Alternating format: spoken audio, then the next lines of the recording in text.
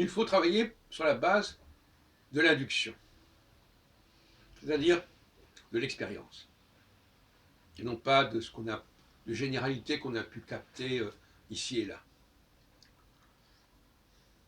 Il y a un examen de conscience de l'astrologue, comme on dit, qui doit commencer par lui-même. Alors, il doit vérifier, il doit observer, en dehors de toute autre considération astrologique, observer si sa vie est passée par des phases successives. Et s'il y a eu des retours, des recommencements, de nouveaux cycles. Alors déjà, il faudrait qu'il réponde par oui ou par non. Si sa vie n'a pas été faite par des cycles successifs, avec des recommencements assez remarquables, des rebondissements remarquables, c'est que ce n'est pas un leader, et par conséquent, il n'est pas concerné par les cycles, et ça ne le concerne pas lui, et il n'a qu'une capacité à parler des cycles assez médiocre.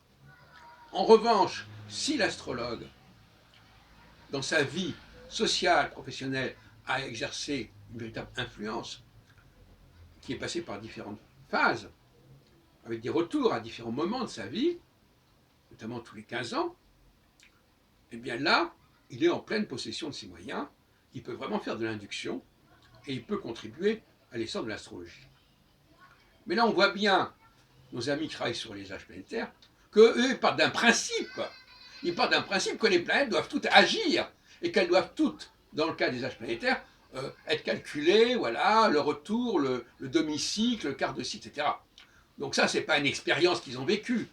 C'est un principe, c'est un postulat qu'ils posent dès le départ. Il faut se servir de toutes les planètes du système solaire. Bon.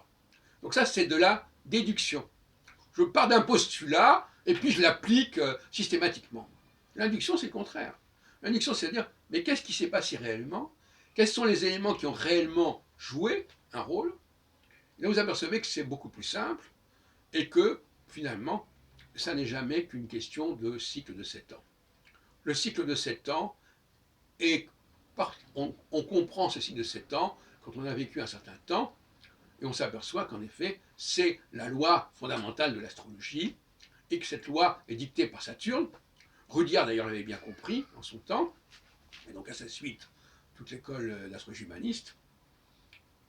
La seule différence, c'est que Rudyard travaillait sur les directions secondaires, faisait avancer la Lune sur la base d'un jour pour un an, ce qui est une façon de saturniser la Lune en quelque sorte, ce qui à mon avis n'est pas la bonne idée. Mais en tout cas, il avait raison de parler de cet axe Lune-Saturne, qui est beaucoup plus intéressant que celui que défendra André Barbeau dès les années 50, Soleil-Lune.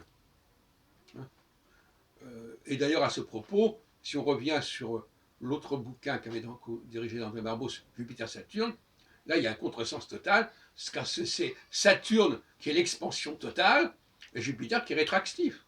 Pourquoi? Parce que Saturne a un cycle plus long que Jupiter. Donc plus la planète est longue et a un cycle lent, plus elle englobe.